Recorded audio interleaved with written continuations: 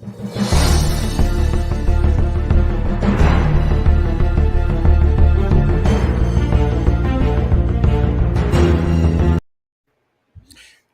evening, Cubes of the Cash. Gary B, the Casual Comic Guy here. And tonight, guys, I have a special one-on-one with Ed Catto himself. He is pretty much a comics historian, and we're going to get into a few other labels he has, like retropreneur. Well, we're gonna discover a little bit more about Mr. Catto. But first, as I like to do, we are going to let him introduce himself and give a little bit of background on who he is, and then we'll get into some questions and learn even more. Ed, how are you, sir? So as I like to do these, we are going to make you big, sir, because you are the focus tonight. Oh boy, great, great. Yeah, I'm trying to lose weight, and you're making me bigger. Okay, that's fine. Right? I love it. Yeah. Hey, Gary, thanks for having me on. This is really great, and yeah, it's always great to see you in the comics world at shops and conventions, but it's great to see you here too. Thanks so much.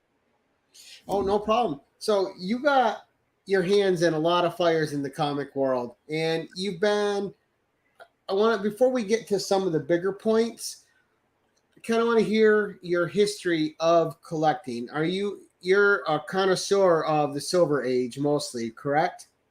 Well, I was one of those kids that was brainwashed by the Adam West Batman TV show. So, I was running around in the terry cloth cape and just loved everything about Batman. And every Sunday, I'm Italian, and every Sunday we'd go to Sunday dinner, which was like a big lunch at my grandmother's. And right nearby my grandmother's was a newsstand, and we'd go there after Sunday dinner, and we'd have my dad would say you could buy one thing. My brother would always buy like one of those cheap toys that would break in 20 minutes. So that he doesn't have any of those. But I, who am much smarter than my brother, I would buy a comic book every stinking week, and Right. it started to enjoy them and to learn them, and yeah, that's funny, and just dove in deep, and I can remember like at that time on every issue of Justice League, Batman was huge, and like Flash and Green Lantern were small. And I was amazed. I'm like, wait a sec, he has all these friends and they dress up and fight bad guys too. How cool is that? So that was kind of my entry point. And then I really stuck with it. So that age when many of us like discover romance or beer or whatever, and stop comics, I kept going with comics. I never really missed a beat and kept going. So first and foremost, I'm a big old fanboy. Just love the medium. I love the old stuff. I love new stuff. I buy a lot of new stuff as well. I think that the industry's in a great place, and I get so excited for all the things that are going on. And I've been very lucky to have my professional career intersect in many ways with comics over the years. Right? You always got to do what you love, right? Yeah, Nothing wrong yeah. with Not that. always, but not always all the time. But I was fortunate, found ways to do what I love. Now, DC was your introduction into comics, but then later on, you got quite a bit into Marvel comics as well, correct? Oh, sure, yeah. I can remember. I felt like all the Marvel heroes at that time, like Namor and Hulk, were barefoot, and it was really bad. When my mom saw barefoot kids, like, don't be barefoot. That's a crime. As I speak now, I'm barefoot. I realize, but those Marvel guys always seem like trouble. And but then yeah, I jumped into Marvel comics. There was a great store that opened in my hometown, Auburn, New York, and this guy Kim Draheim started in 1976. He would buy his comics from the old Empire Comics in Rochester back in the day. Like he didn't in those days. I guess distributors were just starting. All the those early days, Capital and those guys. So he'd buy his comics and he'd bring them there, and then that whole like direct comic shop world opened up to me, and all my neighborhood buddies and I jumped. Yeah, Commandy, no shirts. Good point. all my neighborhood buddies, we all started getting into comics, and one guy was the FF guy. My brother loved Marvel Western heroes. One guy loved Iron Man, who was this B hero back then. Like, why do you like him? Nobody will ever care about Iron Man. And that changed, right? The Right. world cares now. Well, I mean, he was a B and C lister forever. Although he must have had a core following because his books kept coming. He did. Hans Trebicki loved him, and I was like, oh, he's always whining about his heart. Jeez, the guy's rich. What a whiner he was, but caught on after a while, didn't he? Oh, and, yeah. So then, not only Marvel books, and that's a real great point, Gary, but also, at that time, I all the indies started to pop up, Pacific and Eclipse, and it's like, wait, what's this thing? What's that thing? And just loved all that, all the non-big two stuff. I wasn't that into Archie then. I wasn't going back and reading Dells or any of that stuff, but that burst of all those indies, it was really just a great thing, and a great thing, like as a kid in the 70s, mid 70s. So many cool different takes on heroes in some of those indies. Oh, and I'm a big fan of the old, it didn't last long, but I love the Atlas Seaboard books. Oh yeah, gosh, we love those books. And well, Whiplash, they changed so quickly. All of a sudden, right. Issue 3, it's a new guy. And the only bad part is that company was around so shortly that you never got a completed story arc from them. I know. Top talent, cool characters, and a few reboots over the years. And yeah, they were fun. Like even Neil Adams did some stuff for them. He did. He absolutely did. And so the properties back then, because I know I have my own favorites. Something I'd love to see revived today and be relevant again. For me, it would be Doc Savage, a forgotten IP, right? Are there any forgotten IPs in comics history that you would love to see revived today and just see a strong resurgence for? Oh, sure. I love all those B and C listers. Planet of the Vampires, Russ Heath art, one of the folks watching. Yeah, love that Planet of the Vampires. Pat Broderick did the second issue. I love old stuff. I love Doc Savage. I've got a whole Doc Savage thing going on. But I love pulp heroes, and some of those B and C list pulp heroes are funky. Like there's a lot of work done with Domino Lady, who is this beautiful, leggy blonde, and Black Bat is one I've gotten into recently. He's Miss Fury. Yeah, Miss Fury. Yeah, sure. Billy Tucci just did this great Miss Fury book, and all that stuff is great. If I had to go with one pulp hero, I'd say probably Black Bat, because he's a weird, like Daredevil-y Batman shadow character. And some of those,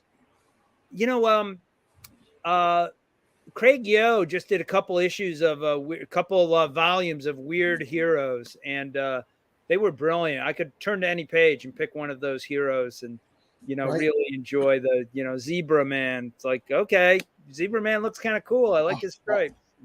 Tiger Man, Atlas Comics. Yeah, Tiger Man for Atlas, absolutely.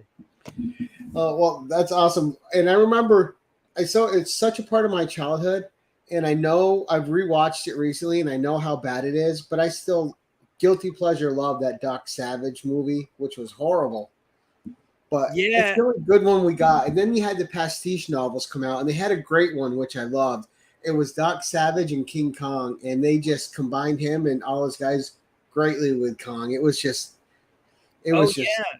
awesome. But Will Murray did he did two with The Shadow, and the first I haven't read the second one. It's on my two read pile forever, but the first one, The Shadow, is phenomenal. It's also, I think, one of my favorite Shadow novels. Just fantastic. Right, and you're surprised because you go in and like, well, it's got two of my favorite properties. It's got Doc Savage, it's got Kong. How do those fit in the same world? And then, it's just proof, though. The right writer with the right properties can make anything magic. Yeah, that's true. Absolutely. And but let's sidetrack a second because I know we're gonna get to Captain Action. We're gonna get to Doc Atlas. I still want to pick your brain a little bit. So Yeah. you're what is called an ambassador of comics for Aftershock Comics. Can you just give my audience a quick explanation of what an ambassador is and what their purpose is with the company they're working for? Oh, sure. Yeah. So Aftershock is a great company. Um, they've been chugging along for a little over 5 years. Founded by industry veterans like Mike Martz, and my pal Steve Rotterdam is the head of marketing there. And they're a good company where they give creators a great platform to create good stuff, right? They're creating fantastic stuff. Bunny Mask now, Buddy Paul. Mask is one of my favorites. Oh yeah, and that guy Paul Tobin is so well known for that very sweet story, Bandette, and this is just the opposite. So creepy, right? And Yeah, but it's so intriguing and so good. oh yeah, it's great. And the artist, Italian guy again. It all comes back to the Italians. Andrea Muti, who's now lives in the States. Great guy and great artist too. And I So think what's that? I think God Tremors was from Aftershock too, wasn't it? Yeah. Yes. Yeah. A little bit That ago. one shot magazine size, which I picked up on a whim and just absolutely loved the story. And it covered a lot of subtle topics in it, but it did it with a grace. Well, that's a nice. So Aftershock, and I'll get to answer your question about ambassadors. Aftershock understands that comic shops are the lifeblood of the industry. They have great respect for comic shops and comic shop retailers. So what they want to do is establish that rapport. So they've enlisted fanboys and girls to go to comic shops and kind of make sure the retailer knows what's going on, understands what's coming up, and also be a conduit for any issues or problems or questions that the retailer has back to the company, but with a real personal touch. A little different than email, a little different than chat box. A real person. And I'm privileged to be one of those Aftershock ambassadors. It's a great gig. It's a lot of fun. The Aftershock people are very supportive, and I enjoy going to the stores that I'm assigned about once a month and tell them all the things that are coming up. And many times we'll have special things to give to the comic shop owners, and the idea is they do whatever they want with that stuff for the comic shop. So the ambassador copies, I think you've seen some of those, Gary. Those are special. Oh, yeah. Only 1,000 are printed, low print run, usually a cool cover, always a cool cover, and a special variant that are meant to be either given to customers. Some stores sell them, whatever is best for the particular store. And that's another way that I think Aftershock puts their money where their mouth is. They're able to spend against the things that they believe are super important. So being the ambassador is a lot of fun. Oh yeah, we got Joe so Joe is he's a Silver Age collector. He was on a show of mine the other night called the 1011 last night. Joe has all his original books from the 60s and stuff. So a lot of those he was showing off like X-Men 2, 3, stuff like that are still his original books. Oh, beautiful, So, Joe. another comic historian. Now, you also are partnered with the website, the 13th Dimension, correct? Well, I'm buddies with the 13th Dimension. I've written a few articles, but I'm not sure if I'm really partnered. The fellow who runs that is a great fella, Dan Greenfield, and I enjoy reading it as a fan. And a lot of the stuff that we do has some good overlap. So whenever it is, Dan is excruciatingly kind in promoting all the things that we do. Right, because you had sent me the link, and I'd never heard of that website before you sent it to me. And then I spent like a couple hours just surfing through it, reading stuff. I was like, wow, what a good resource. What articles. You've got to read it every day from now to the rest of your life. It's a great website. It is. I'm going to put it on my my desktop here, so I just have to click on it. Yeah, yeah. Dan has a real Batman sweet spot, real Bronze Age sweet spot, and some of the folks who like contribute regularly are guys like Paul Kupperberg, longtime DC writer, awfully clever, fun, witty writer as well. So there's a lot of good stuff going on in the 13th Dimension. Yeah. And it's presented so well. Whoever does the editing on that site and the layouts does a great job. So I read a It's, few of your articles. I read some Mark Waid articles. yeah, And doing a little deep dive. yeah. Now, He, they coined a phrase. Did they coin it or did you coin it? Retropreneur. Oh, sure. So, um, I've been engaged as an entrepreneur in a few different endeavors over the years, and I teach entrepreneurial classes at the business school, Ithaca College, and Lemoyne College, and retropreneur is a term I came up with. My wife thought it was brilliant years ago. Now she thinks it's corny. So you can decide which you prefer. Maybe it just wore out its welcome. But Retropreneur is about all the things that we do with this one old property and some other ones. This property from the 60s called Captain Action. And what we did was we took Captain Action, we've done it with a couple other old properties, dusted them off, and tried to relaunch them for a new generation, not only older collectors, but also potentially new collectors. So, that particular flavor of entrepreneurism we call retropreneurism. And Captain Action, we'll start getting into that in a little bit. And for those of you who don't know about it, this is just released, and I'll let Ed talk about it more than me because Ed's part of why this is out there.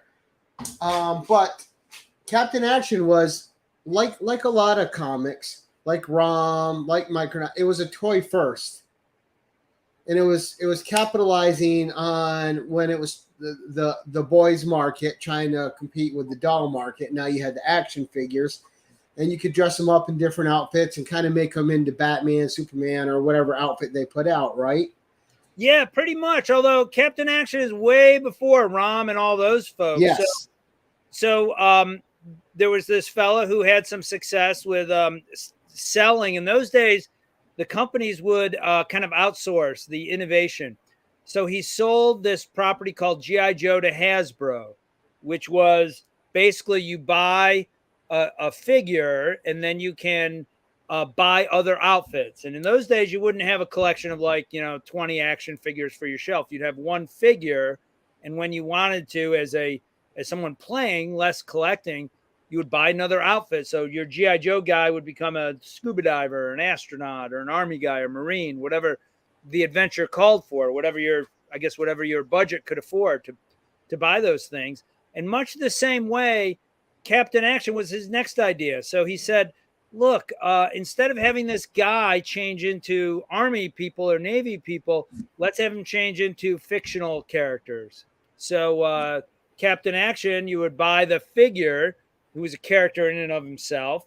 And then you could buy outfits. So your Captain Action figure could change into Batman or Superman or Spider-Man or Lone Ranger or the Phantom. And it was, by today's standards, it was absolutely mad.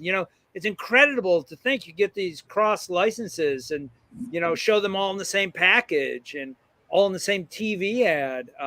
So it was a, crazy, wonky thing. Oh, one of our fans. And, it was, for somebody who liked comics, it was, it was absolutely brilliant. It came out just as the Batman TV show was coming out. So there was this demand for superheroes all of a sudden. And, those were all in the pipeline. It wasn't like Batman was a hit, January 66. This was in the pipeline. So when that was a hit, these toys were out there. And then the comic came a little bit after that. And that was, that's the book that you were holding. DC published a comic in 68, 5 issues of this character, Captain Action. They focused more on the character, less of his ability to change into other superheroes. although Superman appears in this series. And about 14 years ago, a partner and I assumed the rights for Captain Action. We have a company called Captain Action Enterprises where we are entrepreneurs. We've got a third partner on board. So it's me and Joe Ahern and Mike Polis. And we market Captain Action. We brought them back as toys and collectibles, comics, books. We've been in Toys R Us. We've been in comic shops. And we're pitching some media projects right now. That's really the next thing that we're really having a lot of fun with. But one of the projects that I thought would take about 3 months to put together to reprint the old comics that had never been reprinted has now taken 14 years. So with that book you hold in your hand, I've been working on that with my partners for 14 years. And Wow. it's so great to, we had a lot of fits and starts. The rights were very tangled up and there were all kinds of issues. And we had a bunch of different ways we were going to make it happen. And we ended up working with IDW and Scott Dunbier, who's a great fella and a big Wally Wood fan, very respectful, of course. Scott's the guy who's pioneered those giant artist editions of books. And I've got to say, this collection is just put together so well. The hardcover, the colors in it are amazing. Now, and I hadn't really heard of this character before, but then I saw the name, you see the names like Wally Wood, Gil Kane, and you're instantly sold on checking it out. Those are just classic creators. And, but is there going to be any new Captain Action to go with the old coming out in comic form at all?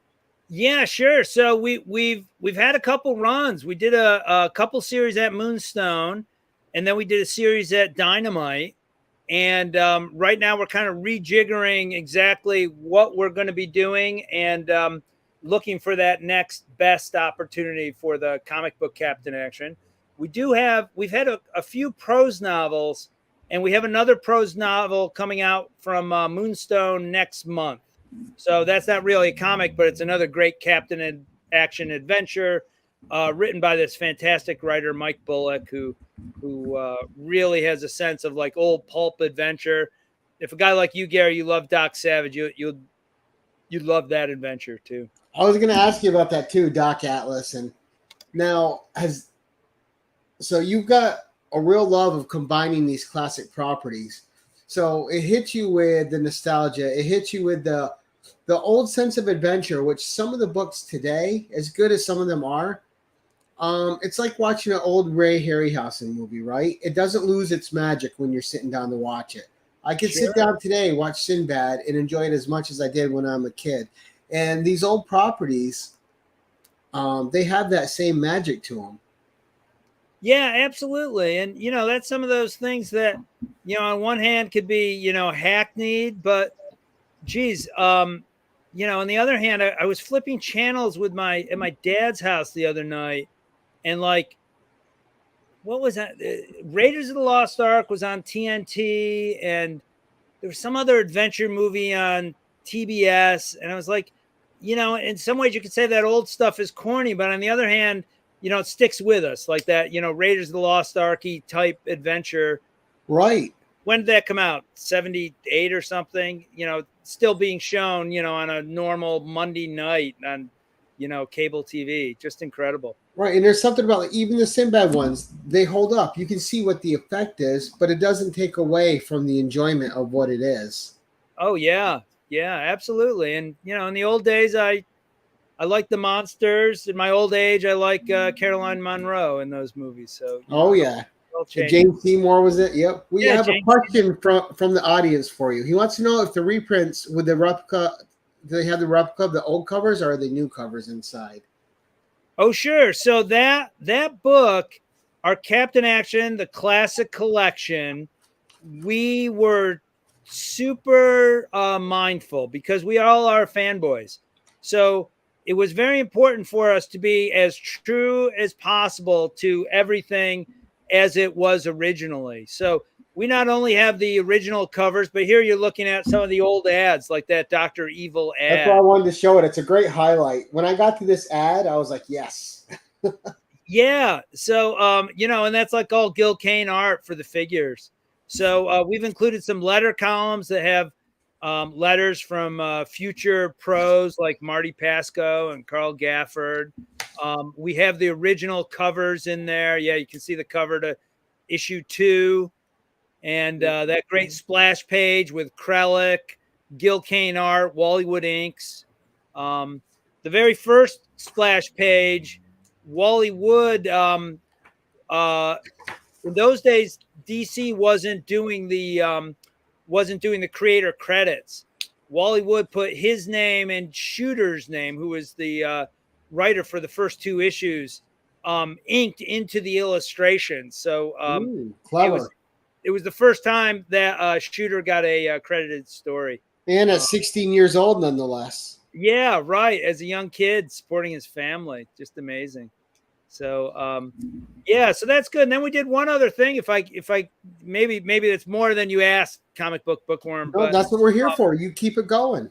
yeah, sure. So one of the things with that book is, when you get like a archive book, and back in 1972 or 68, they'd have a half page, and you're torn as when you're reprinting something, either you leave it blank, or maybe you put like the hero's logo in there, or once in a while they'll recreate like the double ads. Well, here we didn't really have the ability to put like ads for the DC books that were in there at the time. So what we did is we created all new ads in there for fictional things, but we tried to make them as true to the late 60s as we could. So Oh, that's fun.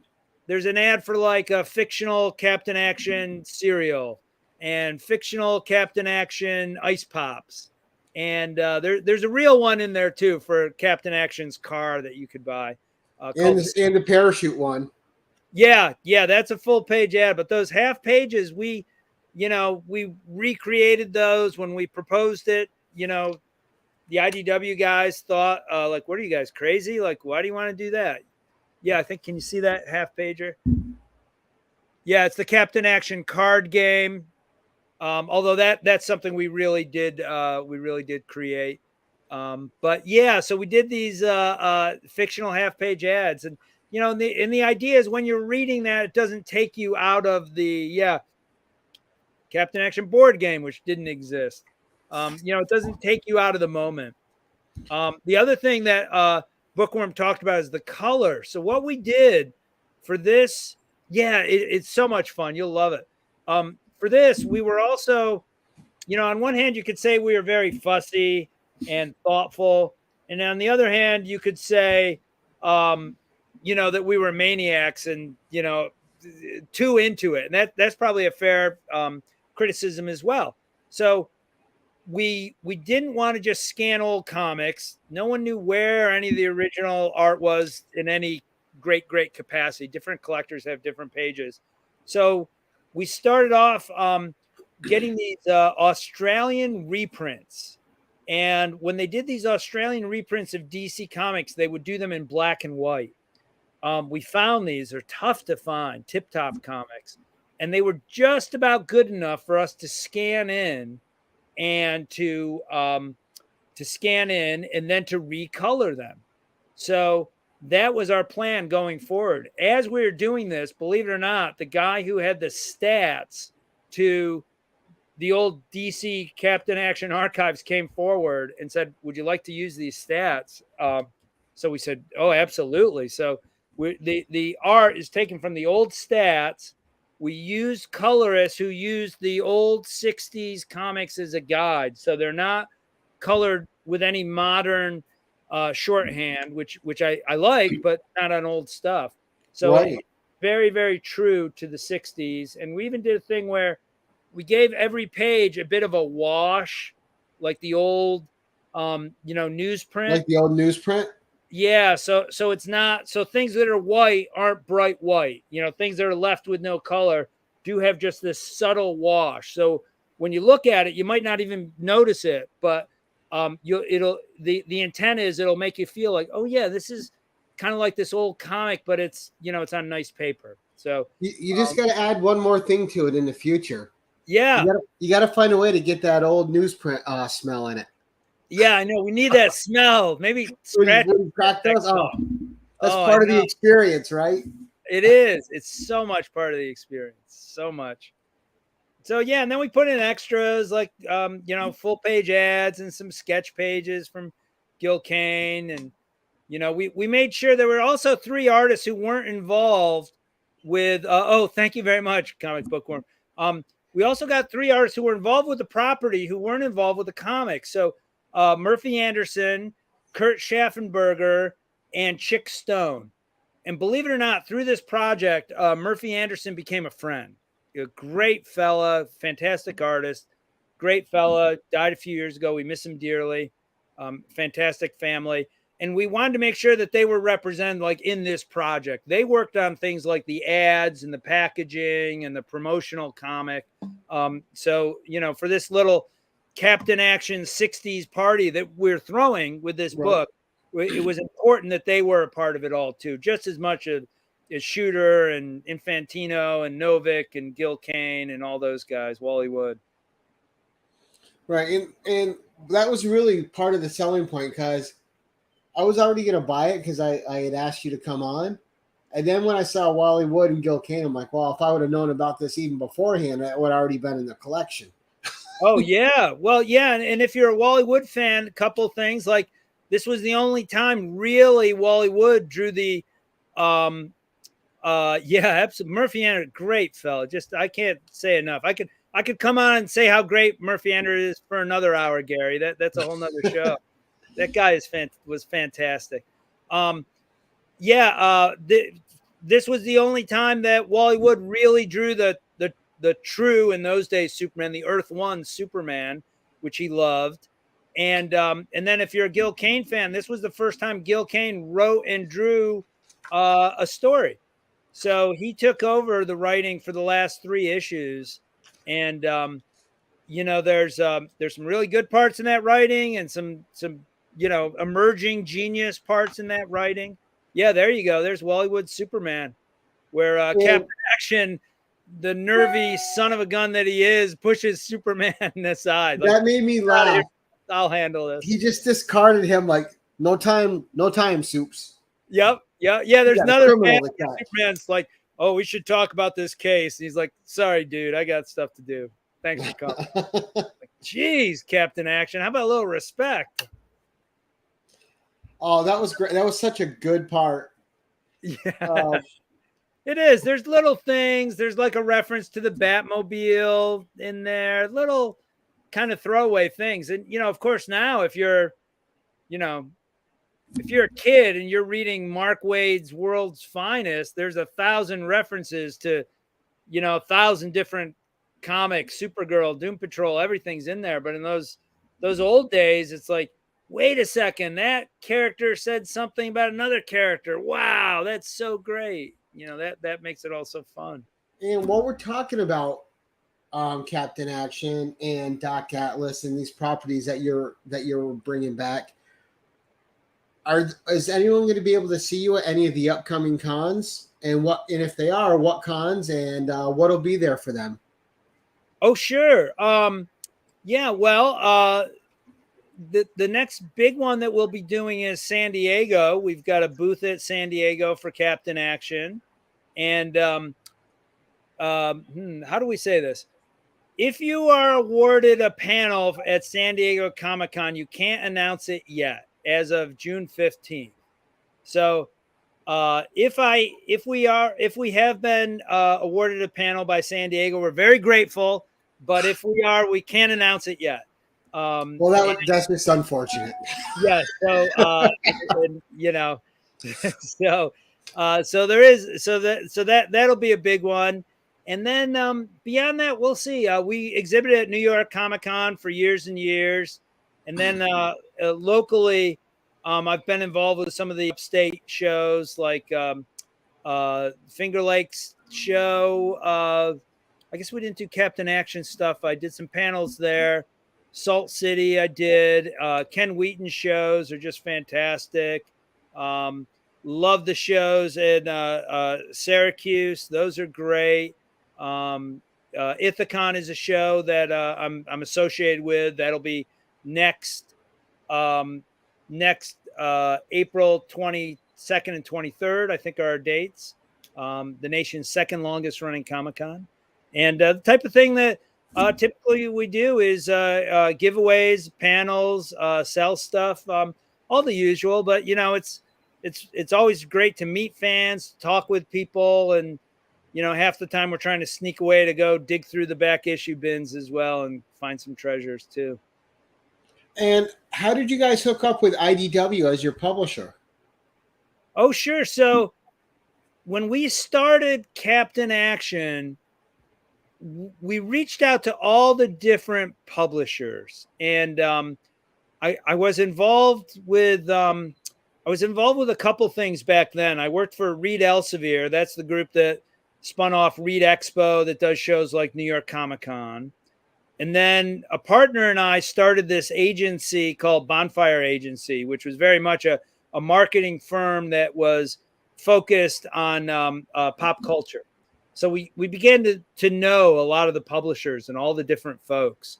So as those things were going on, I got to know like a lot of the publishers, and it was fun. And we shopped the property around to all the different folks when we were starting, including IDW. And IDW, we're Ted, the old big cheese there, is a great fella.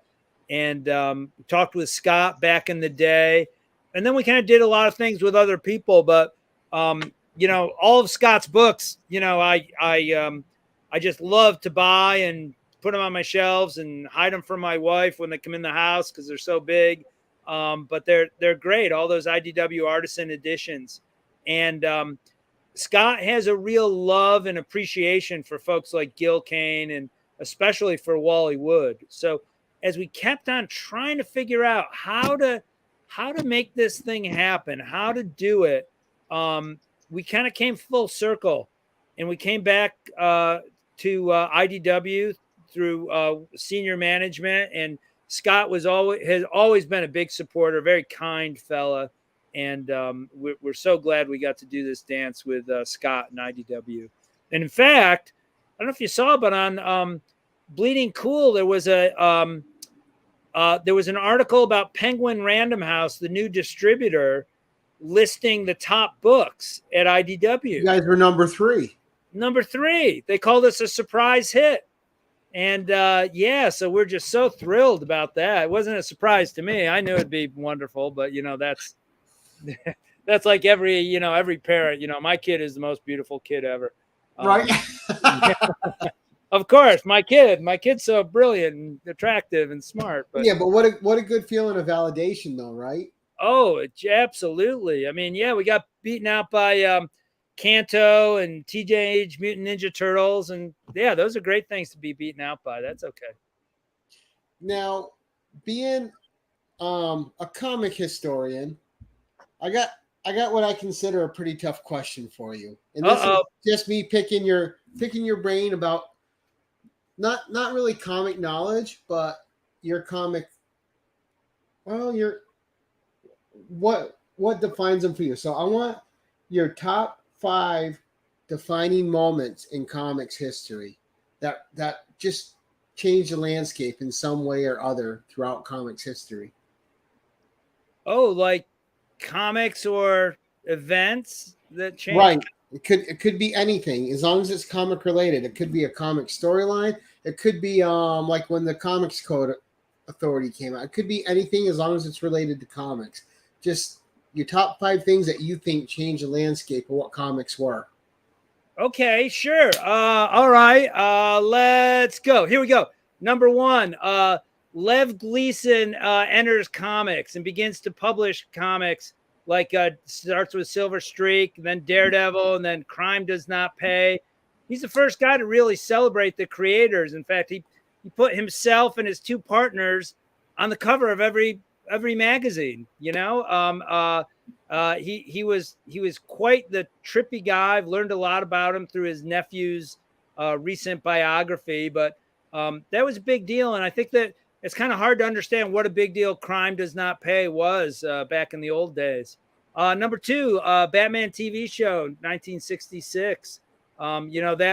That kind of gave folks a little different viewpoint of things. Some folks who took the product seriously back in those days rejected it, but by and large, the country was kind of caught up in Batmania for a small portion of time, and the echoes and the ripples of that throughout, either brainwashing people like Mark Wade, who's an industry top writer today, Right. and in every news article it starts off pow zap wham, And that. let What's me add that? a side note to that. So Yeah. for those of you watching, if you go to the 13th dimension and you read the interview with him, you can see a picture of him as a kid dressed as Batman.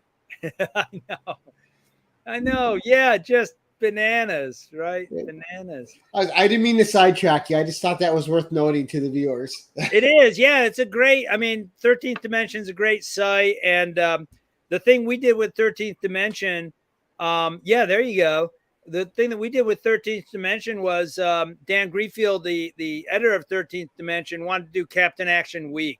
So he recruited 5 people, Monday through Friday, to each talk about one of the issues of Captain Action. So it was myself, Wade, Paul Kupperberg, Jim Beard, and Michael Urey, who publishes Back Issue Magazine now. And that was a lot of fun. So the Batman, Batman TV show. And then the next thing I would say, and I'm not sure when I would plant my flag in the ground, it might be like 1939 sci-fi convention. But one of the things that I think is very different about this medium than others is the incredible rise of fan conventions.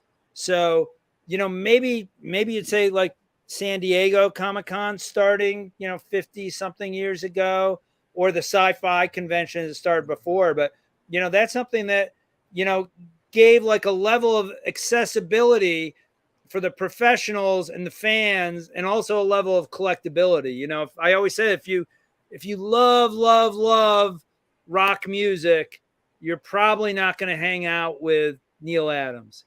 But if you love comics, maybe you hung out with Neil Adams, or maybe you're going to hang out with Tom King. You have those opportunities, and that's a magical thing and a great thing about the world of comics. Number 4, I'd say 1986 with that crazy DC resurgence with not only Dark Knight and Watchmen, but like Mike Gold twisting things around with Green Arrow, Longbow Hunters, which kind of morphed into Arrow on the CW, that inspired a whole new wave of kids. Thriller by Robert Lauren Fleming, and I think that was a year before that, but that wave of new books that started to come out and change things around. And then for number 5, number 5 is a tough one. What would I say number 5 is? I think number 5 I would point to, for number 5, I would point to in 1987, after Heroes World collapses, when Diamond becomes the dominant distributor and continues to be the dominant distributor for years and years until about 2 years ago. Right. And that really impacted the way that we all consume the media for many years. And a lot of people loathe Diamond, a lot of people hate Diamond. I'm a big Diamond supporter. I loved a lot of things that they did, and I give them credit, guys like Jeppy and Bill Shanis, and all those cats and all the hard work they did over the years. So those are my 5. I don't know if well, it's going to be different for everyone. That's the great thing. That's your 5 on your history with books, right? Yeah. So, but now there's something that the people in the audience might not know. You're also an illustrator, and you've done a bunch of cover art as well. And how long have you been an illustrator of comics? Oh, I think I've been Where in, can people see your work? oh sure. I think I've been an illustrator of comics when I'd like do those homemade Batman comics, when I was a, you know, 5-year old, right? I'd staple them together. I remember I put saran wrap on the cover because I knew intuitively like cover stock was different than interior. And that was as close as I could get to like glossy paper for covers. Um, but yeah, fast forward, 40 something years. Um, yeah, I also I love art. I've been drawing and sketching and painting for a while, and I've had some great success lately. So, um, the work I do now is with people like Hoy Comics. I'm doing the illustrations for their text stories, which are just so much fun. What they do is they'll have their main story, and then they'll have one or two prose stories with an illustration, spot illustration, like the old pulps. And, it makes every Ahoy comic that much longer to read. You feel like you're getting Right. more bang for your buck. And if you love like witty, sardonic, sarcastic stories, like these things, just every one of them pokes your eyes out. You're like, whoa, oh, okay, gee, oh man, I didn't see that coming. So they're a lot of fun. And then also I'm doing illustration work for Airship 27. They're a great prose book publisher. They do new pulp. So guys like you, Gary, who loved old Doc Savage novels, they do they're part of this whole new pulp line. So putting out these great stories, and their books have typically will have anywhere, I guess anywhere between like 12 and 16 spot illustrations, interior illustrations, as well as the cover. And it's been a hoot to do those spot illustrations. So I've been doing those on a bunch of books. Uh, geez, we did one kind of like Raiders. We did one with a Ravenswood, stepson of mystery, which was one of those forgotten characters. This guy Ooh. was like an urbane detective who got involved with all these occult cases. Did a Civil War book, and did a really fun one, Three Musketeer Adventures, after the initial Dumas story. And I'm working on the second volume of that now. It's fun to draw period stuff for me. And then one that was just on sale was this book, Doc Atlas. Shame on me. I should have got my props better. Doc Atlas is a great adventure. Some people would say he's a lot like Doc Savage.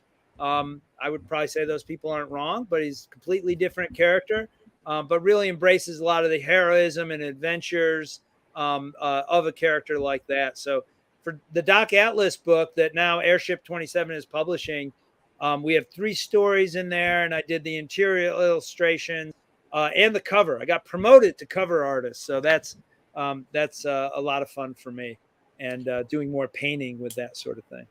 We're going to bring this up real quick, and so people can see. Now this is your cover. Oh, there you go. Yeah, absolutely. Absolutely. Yeah. So Michael Black and Ray Lovato created Doc Atlas a number of years ago, and now they're publishing through Airship 27. And it's great to be part of the team. Yes, as you can see, on sale now. And yeah, it's a great book. Yeah, those 3 stories. Is this And all prose then? Okay, this is a pro. Oh, nice. So this is a novel. yeah, it's 3, I guess they're novellas, 3 short stories, and each of those have 3 full page illustrations in them too. And are those by you as well? Yeah, you bet. You bet. Well, I guess I know what my next purchase is, huh? Absolutely. Yeah, so Cool. that's been a super fun project. The guys at Airship 27 are very passionate, very pulpy. Kurt Wolf, you're absolutely right. And thank you for the kind words about that cover. Yeah, I used to do a lot of painting, and I've been, like a Wally Wood acolyte, Williamson, all those guys. I love the inking, and to get back in the painting, I found extraordinarily hard. I wanted to sit down and be, the next Joe Jusko, and Right. it just doesn't work that way. I did the math, and if I spend 8 hours a day for the rest of my life, I'll be 1% as good as Joe Jusko. That's that's the reality. So Right. anyway, I just try to Yeah. be the best Ed Catto I can, and it's great fun, and the covers are really fun, and looking for that that real pulpy It is, feel. and I'm a huge pulp guy too. And see, because I'm a big Robert E. Howard guy, so I have all those Conan. I have Oh, the Lancers, the Avons, all those the different covers, the Frazetta covers, plus the Ken Kelly covers, the whoever was illustrating, just beautiful covers that draw you into the book, and then once you're in there, you're hooked. yeah, absolutely. You know what I just read? I just read. I picked it up at the coffee store of all places. They have used books. El Merrick, is that what it is, Gary? The Robert E. Howard. It's kind of like a John Carter story. Do you know this? Almuric, yes, El Merrick. it's a great read. Yeah, it was so much fun. As I'm reading it, I'm kind of like picturing, John Carter-esque, drapery and costumes on all the characters, and yeah, it was a lot of fun. And basically, that character was designed like a cross, like an amalgamation of Conan and John Carter. Yeah, right. Yeah, he was a thug or a fighter, I think, on Earth, and then he goes and falls in love with a beautiful girl. A great like one-off sci-fi story, and it's a shame that property hasn't seen anything happen with it. Yeah. Along with Solomon Kane and Dark Agnes and a couple of these other great old properties. Yeah, I never really knew about that one. It had a Frazetta cover. That's what drew it to me. And I was like, oh, yeah, we'll give it a read. And it was so much fun to read. It was just great. Oh, it's great. And again, those things, they're such great products of their time. And even reading them in the way that they're taught to write, or just the way that they spoke was differently, it puts you in a different time in your head too. Like it really transports you into the story. It does. It really does. And that's does. kind of what I'm getting with the Captain Action book too. Like I was sitting here reading this, and it takes you to a different time. It's it's very in some ways, some people might say it's dated, but I think it's very sweet and very straightforward. You kind of buckle in your seatbelt and you're ready for the ride, and you're going along, and that makes it fun. That makes it right. awful. And it's got some of the fun tropes in it. I mean, one, the really powerful hero. Two, hey, let's give the boy a costume and endanger him. Yeah, right. Yeah, and they've got like the special vehicle. He's got his Batmobile-esque thing. The special headquarters. The pet in this case. It's not a monkey or a dog, but it's a Black Panther. I'm not sure the ASPCA and the local Captain Action City what they think of having panthers as pets, but it works for the story. Now, do you have, like, currently own, or did you ever own the ideal Captain Action figure? Oh, sure. For me, that was like the best Christmas ever. Santa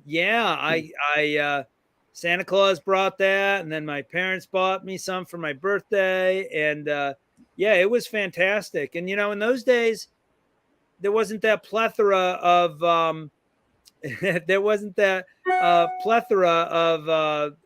superhero toys out there. They're kind of few and far between. So to get a toy that was, a Superman figure, like, holy smokes, this is amazing. It was an amazing thing. It was almost inconceivable thing. And to be able to play with a Superman toy was just great. So it just blows your mind.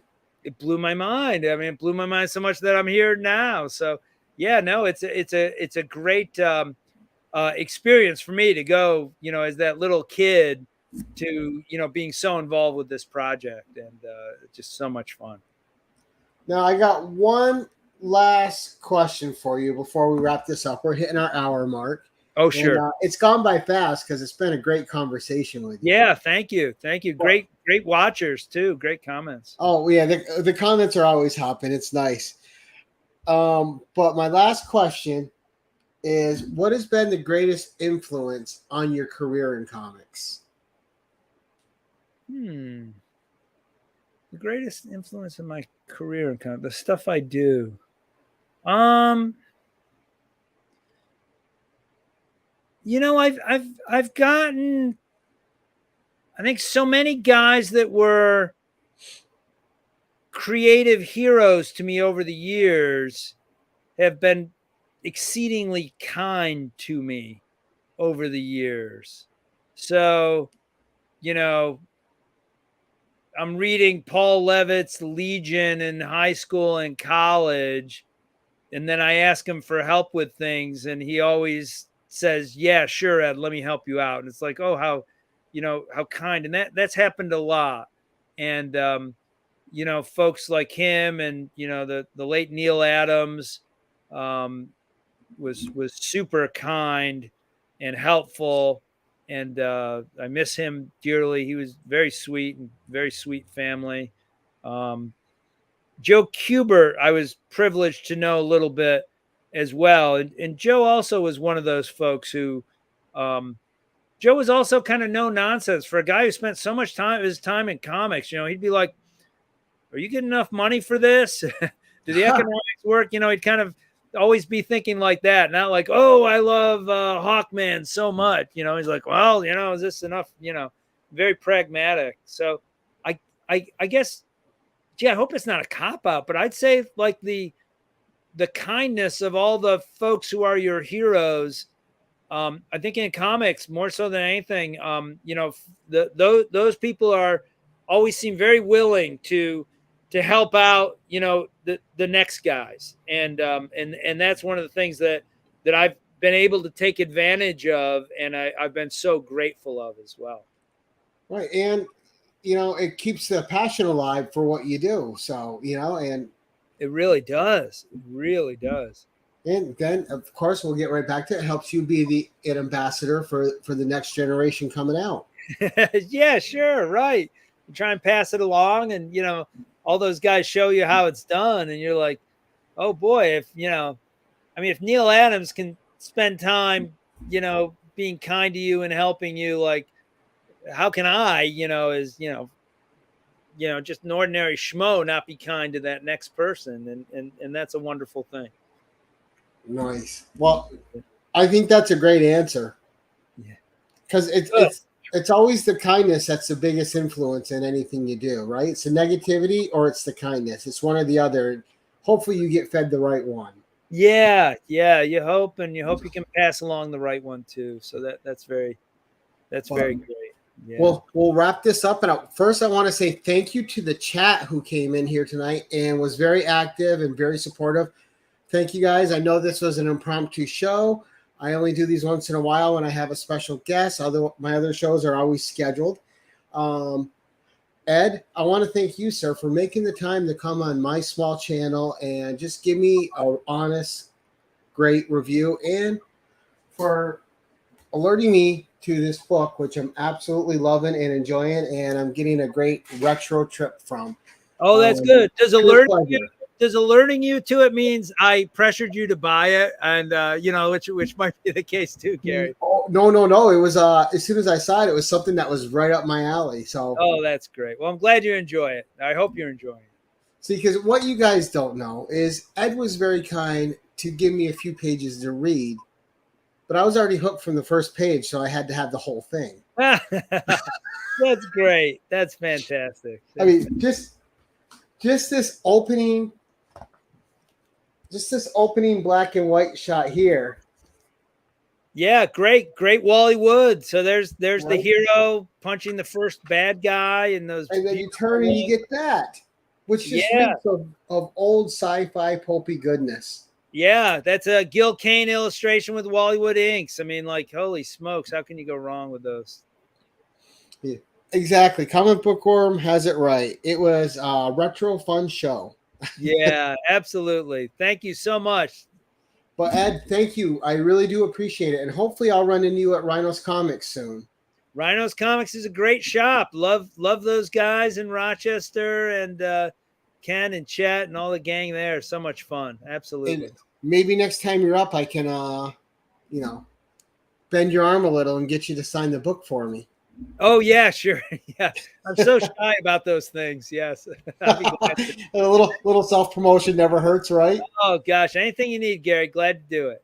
Glad to do it. Joe, make sure you catch the rewind on this, sir. This was a great hour. And Joe, you'll love this, Joe. Great stuff. All right. Again, audience, thank you. Ed, thank you. Great time, great interview. I appreciate it so much. And guys, as I always say, keep it casual.